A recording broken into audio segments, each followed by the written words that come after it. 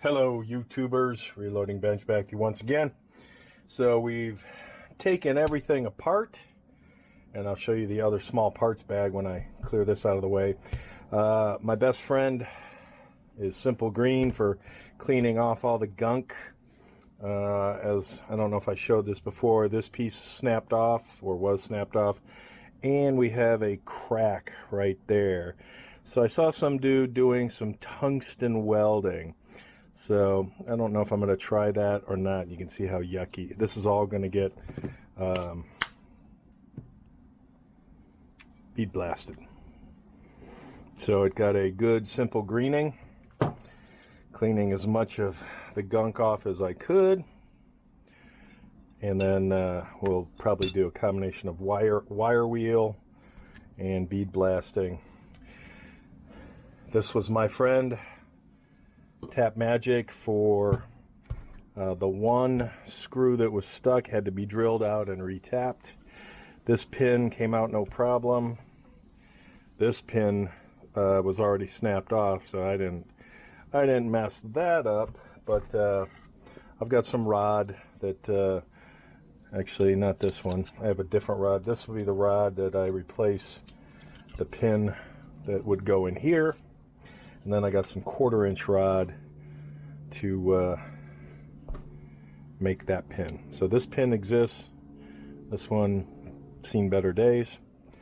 Again, the idea behind this is not, wow, that's just so dirty, is not to make a perfect vise, but to give it a second life. Again, a lot of gunk.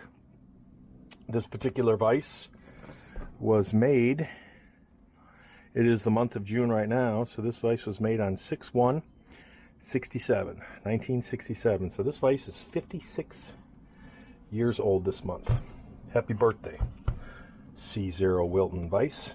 And again, cleaning. This, I think because of this particular, whatever was done in a previous incarnation, this cap is not coming off. And I don't know if it's worth popping it at this point. I mean, I've got the pins that will hold this in. So does popping this off really get me anything? At this point, probably not. Let me clear this off, wash my hands, and I'll show you the smalls. These are what I'm calling the smalls. Some of the 2 pins for one of these pipe jaws. Again, I'm not going to bother cleaning these with Simple Green because I'm not really concerned with the grease factor. The new screws, hex head screws for the very trash jaws. Again, some of the collar, pins, swivel bolts, the cap, and the swivel assemblies in one of the jaws. I think this one had the broken, the broken pin that I popped out of here. So I'll do a replacement pin with my 1/4-inch steel that is not this. So that is, these will all get bead blasted. So today is, now that everything is cleaned and dried, we will go on to wire wheel and bead blasting. Later. OMG, I'm tired. Long day. We did combination. There is no freaking we. I did combination of some wire brushing, some bead blasting. This will get polished, and this will get polished as well. This piece that locks into here and that goes into the screw is cleaned and wired, but that's, I mean, I'll clean out the gunk in there. The base bead blasted. The vise portion with the key, again, 6/1/67, wire brushed, bead blast, and the wire brush had trouble getting into, there's a little bit of orange. There are specks of orange still here, because I'll call this cleaning number 1. And they're, I believe the original color, based on the level of effort it took to get this to metal, I think this was some type of greenish. And I don't think I have any left. So the red was somebody's secondary coat. The smalls, I did a bunch of cleaning on the smalls. There's the bolt, Wilton bolt for the base, or at least the swivels. This will get polished. The collar that goes right here, that will get polished. And I decided, I wired these will be left like this. I might polish them, I don't know, we'll see. Haven't decided. That was one set of smalls. Another set with the Vise jaws, the jaws. Another set of smalls with the swivel assembly. Again, these will get polished. A wire wheel, the Vise jaw. I will not polish that. And I need to make one of these somehow. I will learn how to... Oh! Okay. So much for my baggies. That will be new baggie. I did the cap. Now you can see, over the years,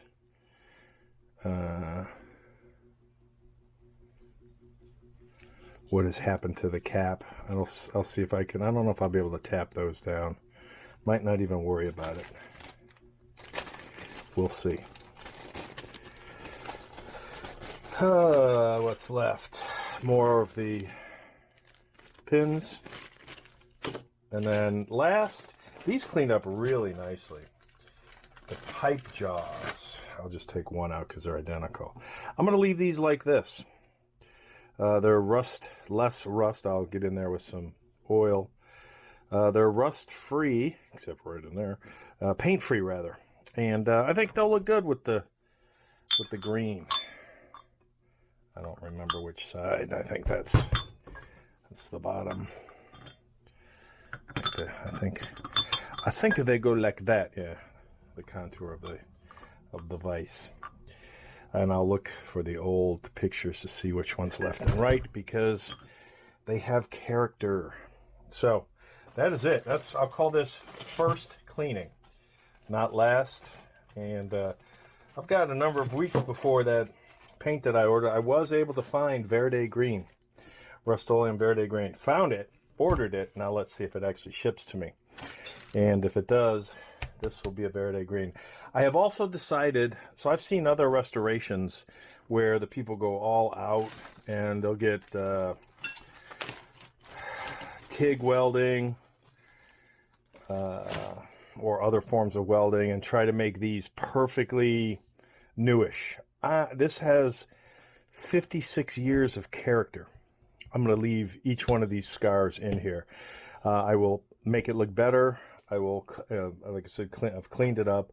I will polish it up, and I will paint it up, and I will put it back together. But the scars are going to remain. I mean, I might clean the anvil here off a little bit so that there's an unpainted hammerable surface. But yeah, I'm not going to be trying to make this look brand new. I think it's got some nice character for 50 plus odd years. Now there's the pin that was stuck in one of the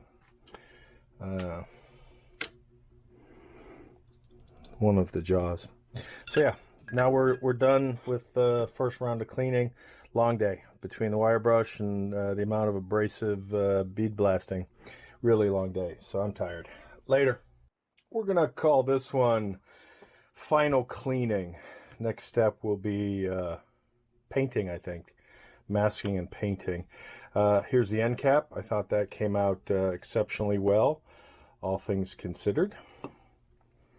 The damage, the pitting, can't get rid of that, but other things I've been able to re-round it and give it a little bit of a shine. The handle screw, or whatever this is officially called, is about as done as I'm gonna do it. Again, I'm leaving all the scars here. I'm not gonna try and get rid of scars. I think adds to the character. Wired and sanded this to make this a little smoother, so that's very cleanish, so that when that is oiled, that will rotate quite freely. Let me get this out of the way. I did file this down to create this square. I don't know if it ever had it, and it was painted over so much. And then when I did my cleaning, so I decided to, again, have a little bit of an anvil, and left the characters, decided not to grind that out for a couple reasons. One, I'd be grinding a lot, and two, it's the character. The rest of the vise has issues, one of which I'll show you here in a second. Also wire wheeled the edges, because I will not paint these. I will paint everything else, but I will not paint where the jaws go. And I also did the same thing on this one. I still need to drill out this pin to be more akin to that for the jaws. And this got a final cleaning, and that will be quite smooth. Unfortunately, it looks like somebody got a little too aggressive with something over the years, because when you look at that, that's, you know, that's not perfect, but that's great. That's a shame. That's truly a shame. People with tools. Oh well. Again, adds to the character. That will not get painted in my book, just greased. All right, so that is what I'm going to call final cleaning, or clean enough that next step is paint. Paint's on order, so you'll probably see these two videos. I'll probably do two videos, one on the receipt of the vise and the showing of the vise, maybe taking it apart, and then two on the initial cleaning, final cleaning. And yeah, I mean, you can see how trash that was, but this came out great compared to, you know, what it was, and that will set in there quite nicely. Quite nicely. It'll look, I don't want to get it in there because getting it out is challenging. Wooden dowel with a rounded end would be ideal, but that'll look nice when my Verde green paint hopefully comes in sometime scheduled in July. So it's going to be a while. Later. I'm going to tag this on to the end of the cleaning vids. Normally this would not be even a video that I would do. So I don't know if you recall, but on the removable side of the vise, or the moving side of the vise, the opening side, there was a broken pin here. A 1/4-inch pin that sits, that goes in here and kind of locks the jaw in. And normally the pin is mounted into the back here, and I had to drill it out. So what I did was I filed to a smooth, without hitting this, filed the bumpiness to a smooth enough top. Then I did a punch, and I tried to center the punch. And then I went in with the, what is this? I started with, God, I can't read this with my glasses, 7/64. So I started with a 7/64, and I could see that I wasn't quite centered. So I started my angle coming in and then tried to center. and I think I did pretty good. I love this stuff. It's a lot easier to work with than the cutting foam. So then I subsequently went up each individual next step in my set of drill bits that I have at the bench with my DeWalt. And then as I got to 5/32, I knew I did not want to go the full 1/4 because I didn't want to risk making the hole too big. So I was going to stop, and I did stop, at 3/16. But what really surprised me, and this is why I'm making the video, is the drill bit kind of stuck. And I thought, oh, that's interesting. And I thought maybe I'll oil it. So I hit it in reverse. And as it came out with the pin. I've never had. So that means I was perfectly centered.